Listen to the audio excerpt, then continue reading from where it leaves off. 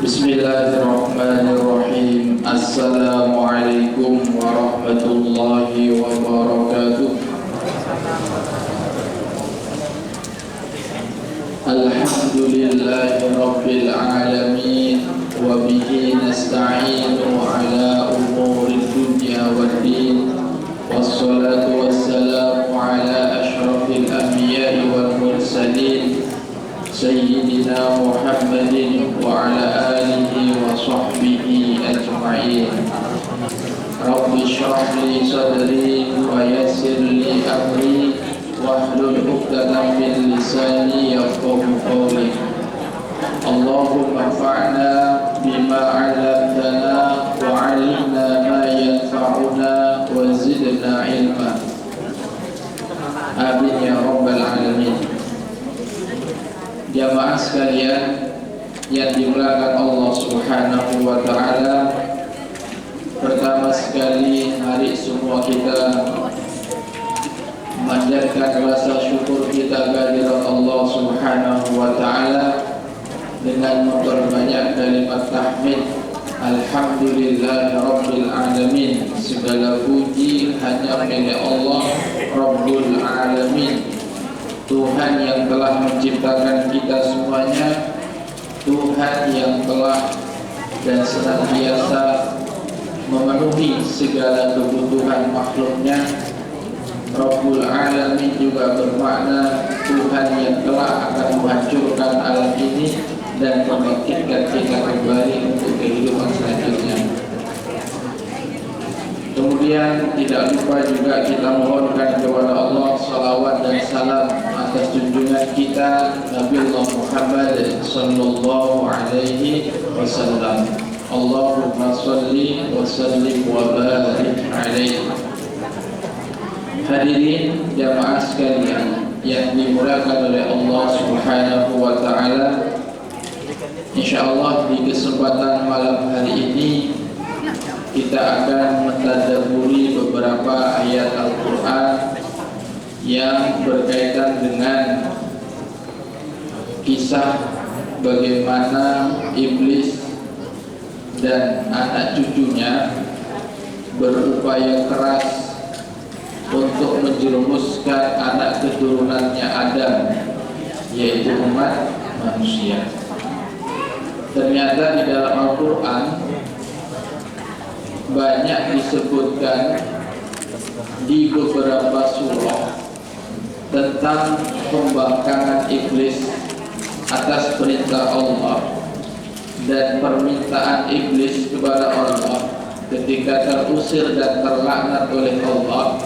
Dia minta agar ditangguhkan usianya, dipanjangkan usianya, dengan maksud dan tujuan dia akan bekerja keras untuk mencari pengikutnya sebanyak-banyaknya.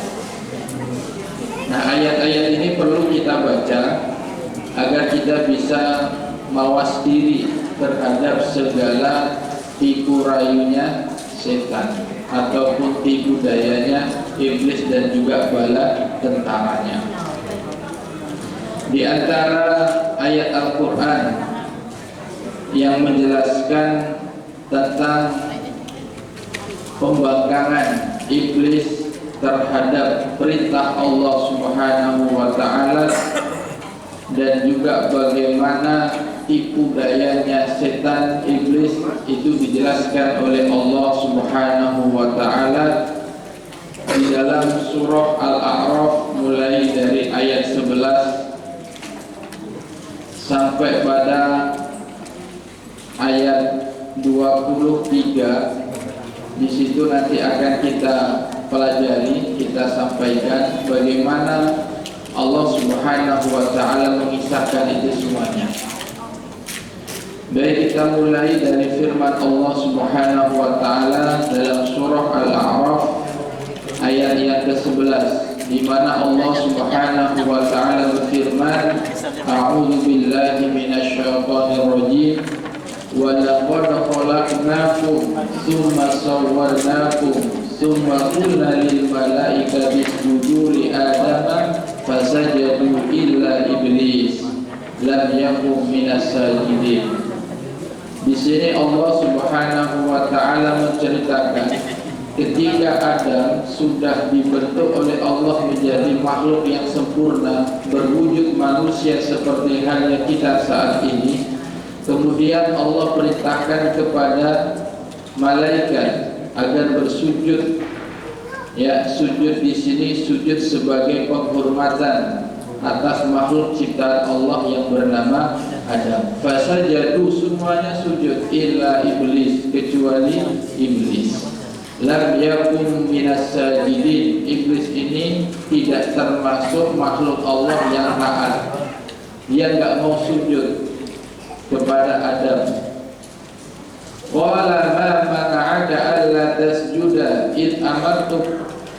Setelah kejadian itu Allah Subhanahu wa taala bertanya, ma mana'aka, apa yang menghalangi engkau alla tasjuda id amartuka, ketika aku perintahkan engkau iblis sujud, kenapa enggak mau sujud? Qala, jawaban iblis, ana khairun minhu, aku kan lebih baik daripada Adam. Inilah kita menemukan ternyata iblis ini, kenapa dia enggak mau sujud, kenapa dia enggak mau taat sama Allah? Karena ada kesombongan di dalam dirinya. Ini yang menyebabkan iblis enggan bersujud kepada Adam. Apa alasannya? Karena dia merasa lebih baik.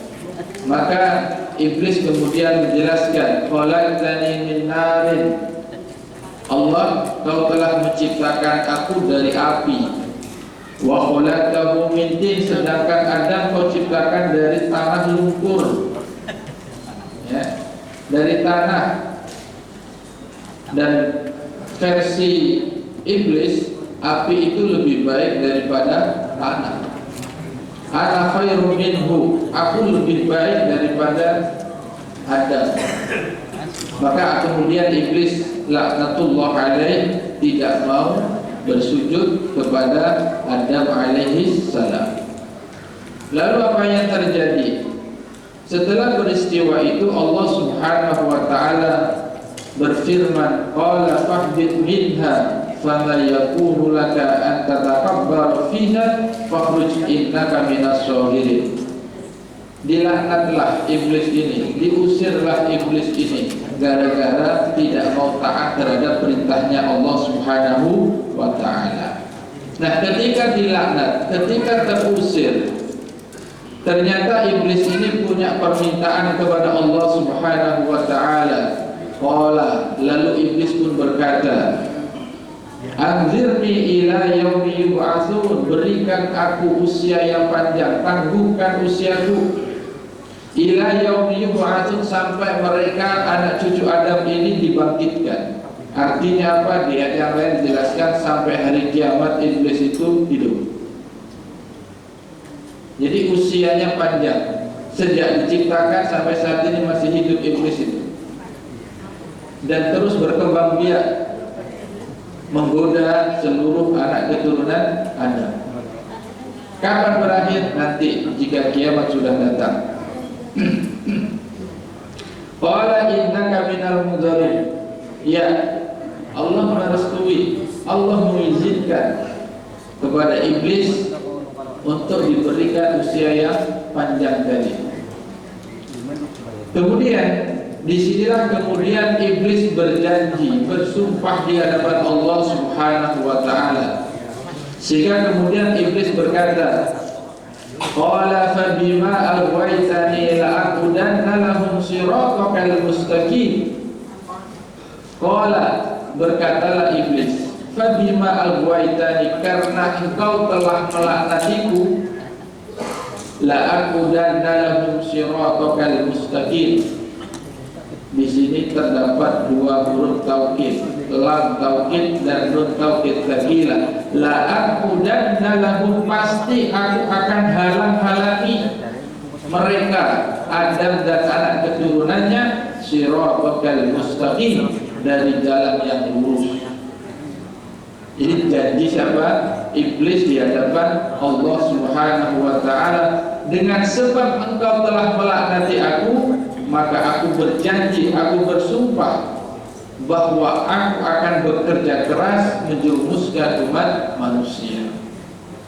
La'aqudanna lahum siratal mustaqim, aku akan halangi dia untuk berada di jalanmu yang lurus.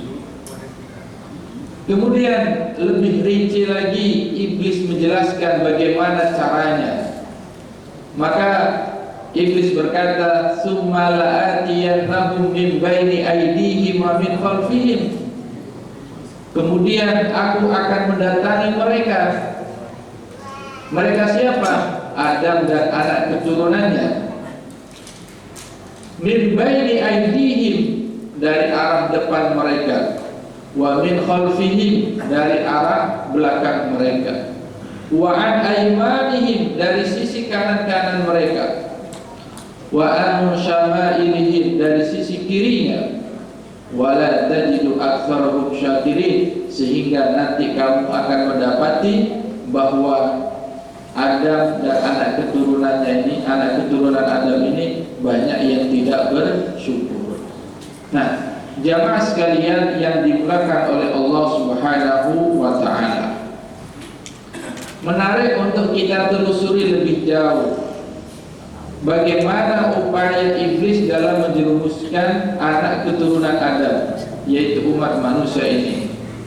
Setidak-tidaknya di dalam ayat ini iblis telah menjelaskan, aku akan goda umat manusia ini dari depan, dari belakang, dari samping kanan, dan dari samping kiri. Nah, di beberapa kitab tafsir diberikan penjelasan apa yang dimaksud godaan setan dari depan, dari belakang, dari samping kanan, dan dari samping kiri. Ini biar kita waspada, ngerti tipu dayanya setan itu kayak apa, sehingga dengan tahu gayanya setan menipu kita, kita bisa mawas diri, jaga-jaga. Nah, di antara penjelasan yang bisa kita temukan di dalam kitab tafsir, min baini aydihim, dari depan, itu maknanya adalah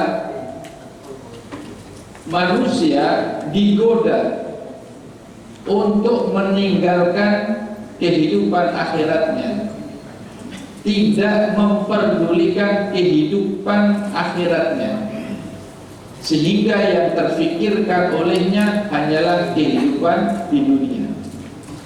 Maka wa min khalfihim, dan kami goda manusia dari arah belakang, itu maksudnya manusia nanti dibuat sibuk dengan urusan duniawi. Jadi klop, dihalang-halangi ia untuk menyiapkan bekal kehidupan akhiratnya, kemudian disibukkanlah ia dengan urusan duniawi, sehingga lupa akhirat dan terlalu cinta dengan duniawinya. Itu gambaran setan dalam menggoda manusia. Sehingga wajar dalam kehidupan kita saat ini banyak orang yang tidak lagi atau tidak terlalu peduli dengan kehidupan setelah kehidupan di dunia ini. Yang lebih banyak terfikirkan, lebih banyak dipersiapkan adalah kehidupan saat ini, lupa dengan kehidupan akhirat. Padahal kata Allah Subhanahu wa taala, walal akhiratu khairul laka minal ula. Kehidupan akhirat itu jauh lebih baik daripada kehidupan yang pertama, yaitu kehidupan di dunia. Nah, itu tadi cara setan. Bagaimana manusia lupa untuk menyiapkan bekal kehidupan di kehidupan yang abadi, yaitu kehidupan akhirat, dan dijadikan manusia sibuk sesibuk-sibuknya dengan urusan duniawinya, sehingga akhiratnya pun dilupakannya. Nah, semestinya bukan seperti itu. Semestinya bukan seperti itu. Yang baik adalah bagaimana Allah memberikan kesempatan hidup di dunia ini untuk dinikmati sekaligus dijadikan lahan untuk menjadi kehidupan yang baik di akhiratnya. Memang untuk bisa sampai akhirat harus menginjak bumi, dan untuk bisa sampai ke akhirat kita harus mati. Maka sebelum datang kematian itu, itulah saat kita untuk menyiapkan bekal untuk kehidupan akhirat kita. Tapi itulah setan, kesempatan berharga hidup sekali di dunia ini digoda benar-benar oleh setan, sehingga tidak sedikit umat manusia yang kemudian mengikuti langkah-langkahnya setan. Maka kemudian setan dengan berani dan pedenya mengatakan kepada Allah Subhanahu wa ta'ala bahwa engkau akan mendapati kebanyakan anak keturunan Adam itu bukanlah orang-orang yang bersyukur kepada engkau. Kufur, ingkar dia kepada penciptanya, yaitu Allah Subhanahu wa ta'ala. Kemudian di ayat berikutnya Allah Subhanahu wa ta'ala menyebutkan bagaimana kisah bapak kita, ibu kita, yaitu Adam dan Hawa, kena tipu dayanya setan. Qala khruj minha.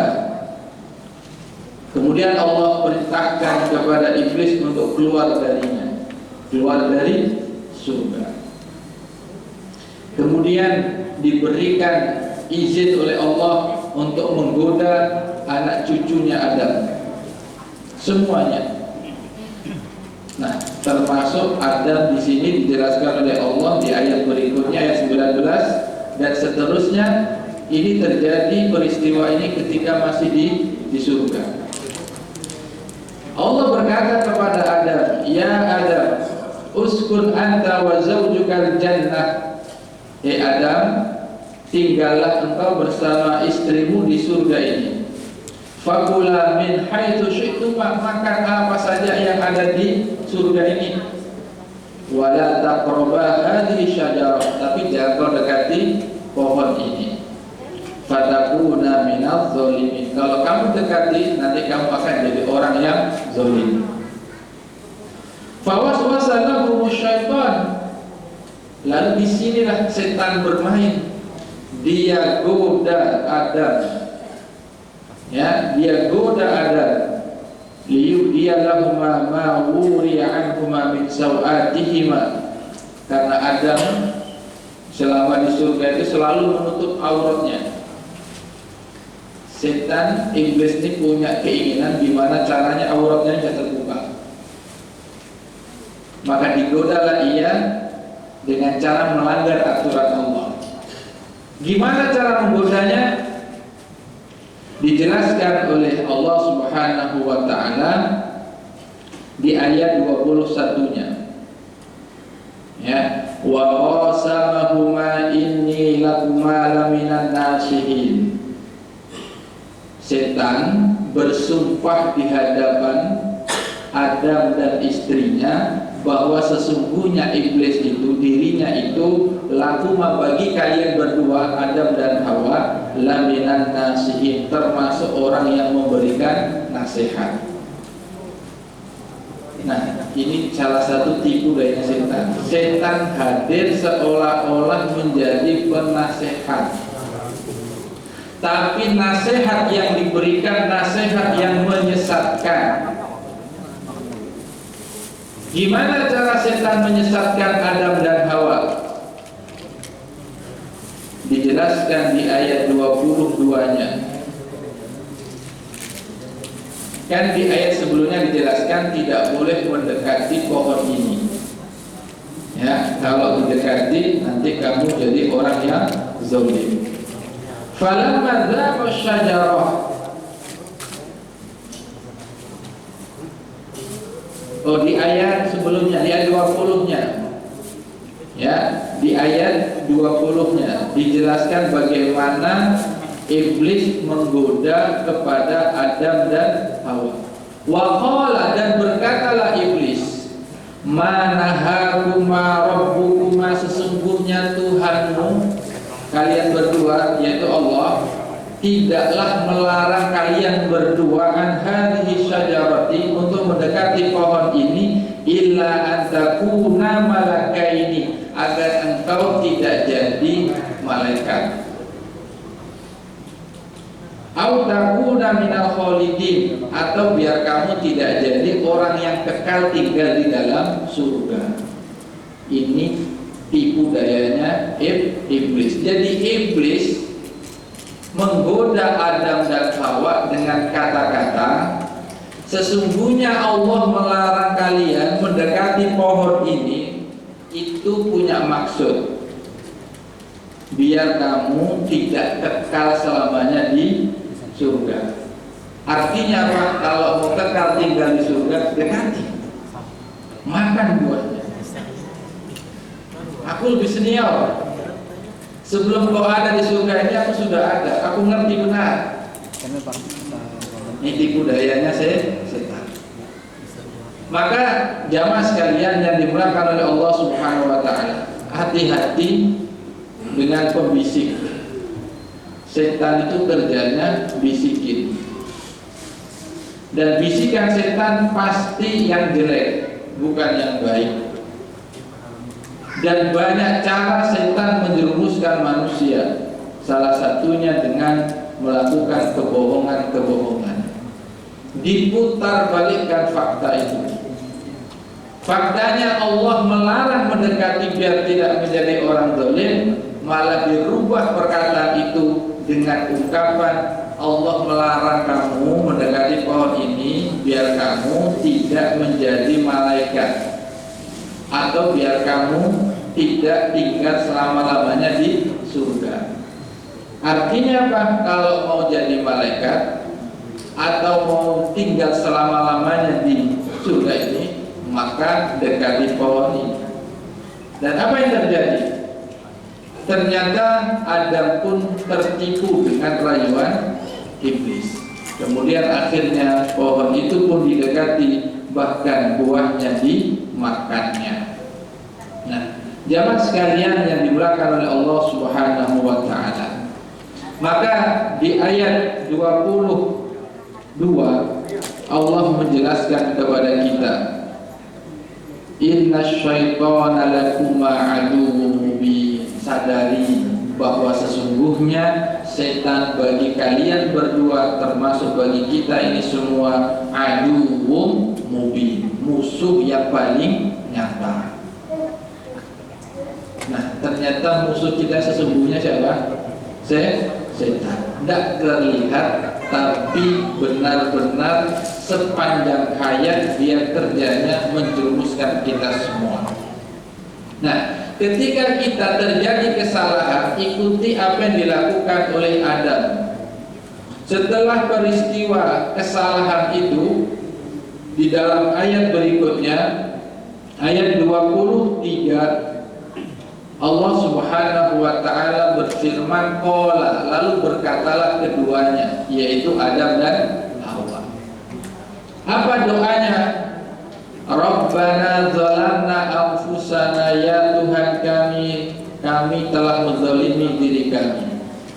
Wa illam taghfir lana, jika tidak engkau ampuni kami, wa tarhamna, tidak engkau sayangi kami, lanakunanna minal khasirin, maka sungguh kami menjadi orang-orang yang merugi.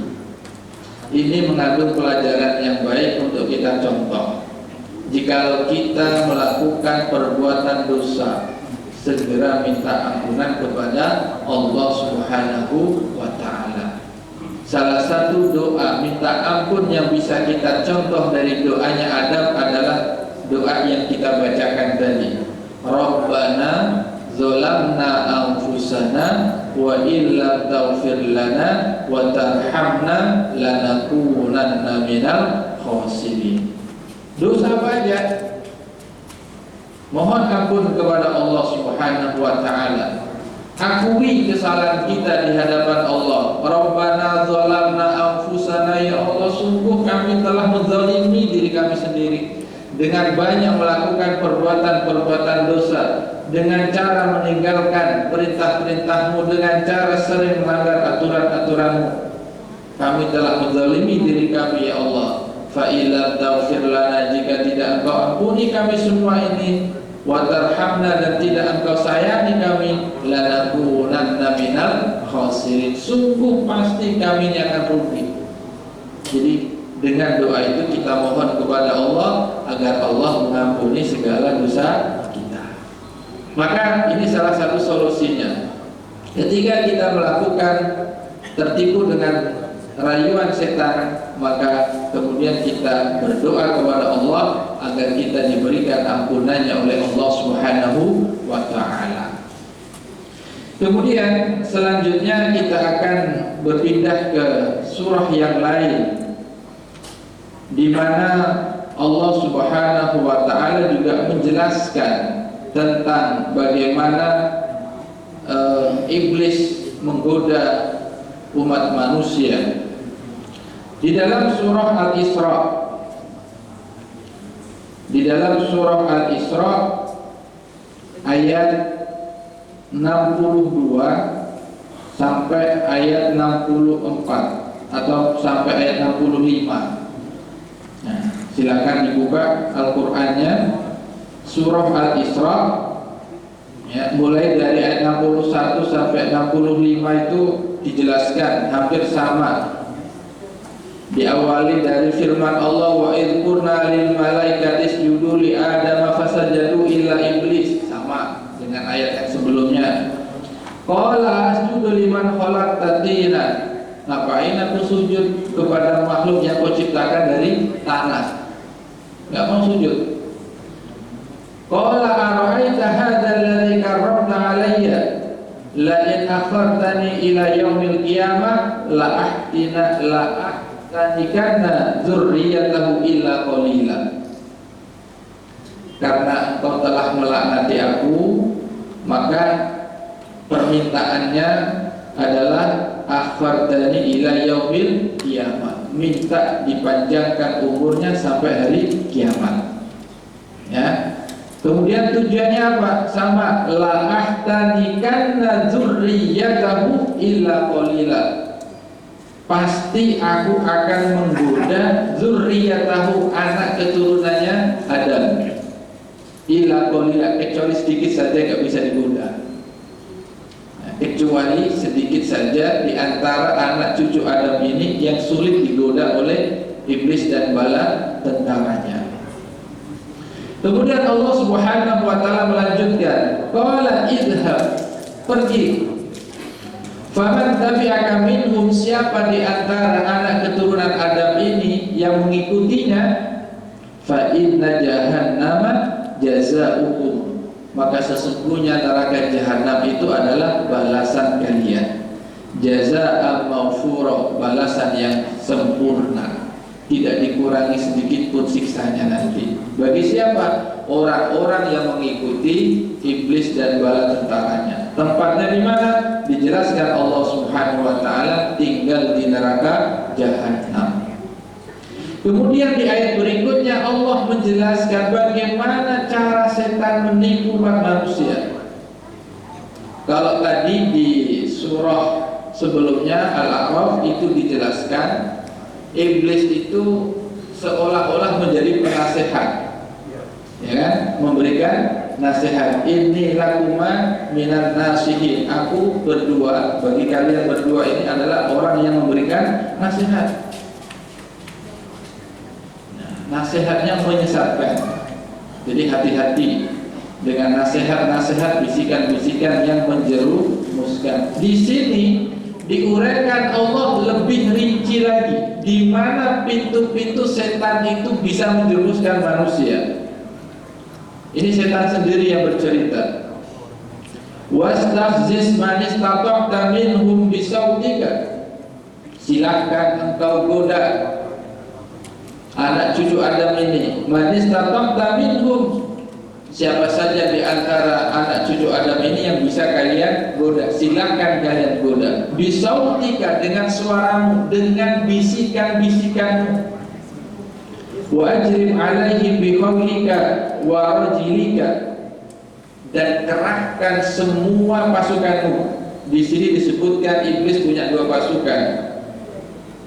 Bikhailika, pasukan penunggang kuda, warajilika, pasukan jalan kaki. Wallah alam kayak apa gambarannya. Yang jelas dijelaskan di sini, iblis disuruh Allah menggoda menggunakan seluruh bala tentaranya, termasuk yang berkuda dan yang berjalan kaki. Artinya memang setan itu mengerahkan seluruh potensinya untuk menggoda umat manusia. Kemudian di sini, wasyarikhum fil amwali wal auladi wa'idhum. Wasyarikhum, berserikatlah, bersekutulah, berkompromilah engkau iblis dengan anak cucu Adam fil amwal, dalam harta benda mereka, wal aulad, dan anak cucu mereka. Ini menurut para ahli tafsir maknanya setan itu banyak menggoda kita melalui jalur harta, ya, melalui jalur urusan harta. Yang kedua, aulad, anak-anak. Bagaimana setan menjerumuskan manusia melalui harta? Secara umum dua. Pertama, terkait dengan bagaimana manusia mencari harta. Yang kedua, terkait dengan bagaimana manusia membelanjakan hartanya. Kalau terkait dengan hal yang pertama, manusia digoda bagaimana agar harta yang dia kumpulkan itu adalah harta-harta yang haram. Apakah zatnya yang haram, apakah cara mendapatkannya yang haram. Dan ini banyak menjebak umat manusia. Urusan harta tidak sedikit manusia yang mengabaikan aturan-aturan Allah. Halal haram gak jadi persoalan, yang penting duitnya banyak. Ini berarti sudah masuk jebakan setan. Gak penting itu halal atau haram, yang penting hasilnya banyak. Itu setan berusaha kuat untuk menjerumuskan manusia melalui pintu harta. Caranya dulu, cara mengumpulkannya, digoda kita, dijerumuskan kita agar tidak mengikuti aturan Allah Subhanahu wa ta'ala. Di antara terkait harta ini dalam Islam kan wanti-wanti jangan terjerumus ke dalam urusan riba misalnya. Tapi masih aja riba itu ada di tengah-tengah kehidupan umat manusia. Karena di situ setan berusaha menghidupkan hal-hal yang seperti itu. Kemudian yang kedua, dalam urusan harta, setan juga berusaha keras setelah manusia itu punya harta, dia enggak membelanjakan hartanya itu sesuai dengan aturan Allah. Jadi mendapatkannya sudah salah, membelanjakannya pun salah. Gimana contoh membelanjakan harta yang salah itu? Bukankah dalam Islam itu sudah diberikan aturan terkait harta? Misal, jika harta yang kita miliki itu sudah mencapai nisab, ya, harta benda kita mencapai nisab, mencapai haulnya, maka wajib mengeluarkan zakatnya. Maka digoda manusia untuk bagaimana manusia enggan mengeluarkan zakatnya. Bahkan lebih dari itu, bagaimana harta yang dia miliki bisa digunakan untuk kemaksiatan-kemaksiatan. Nah, ini juga pintu tipu dayanya setan melalui apa? Harta. Kemudian yang kedua adalah setan itu bersekutu fil aulad, dalam urusan anak. Ya, terkait dengan anak ini banyak di dalam Al-Quran, ya, maupun hadis yang mengajarkan kepada kita agar bujur-bujur kita itu berlindung dari godaan setan. Makanya ketika Imran, ya, istrinya melahirkan Maryam, ya kan?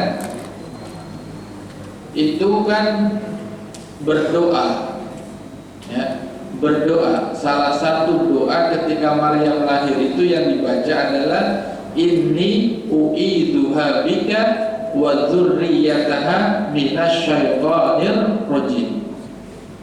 Ini sesungguhnya aku, ya, u'iduha, memintakan perlindungan untuknya. Untuk siapa? Anak putrinya, yaitu Maryam.